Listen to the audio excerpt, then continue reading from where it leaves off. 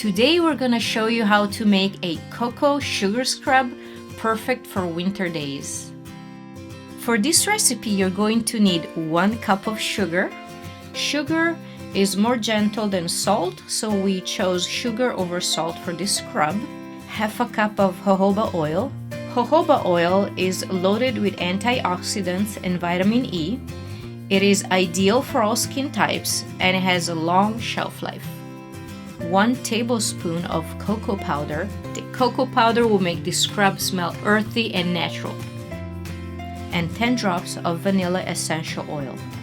The vanilla essential oil goes really well with these ingredients. You will love this. First, we're going to take a cup of sugar, pour it into a bowl, then pour half a cup of jojoba oil.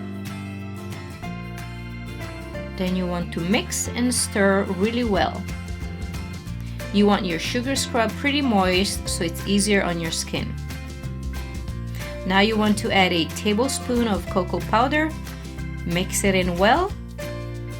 Now we're going to add 10 drops of vanilla essential oil, then stir, stir, stir. When you're all done, you scoop your scrub into your final containers and you are ready to go.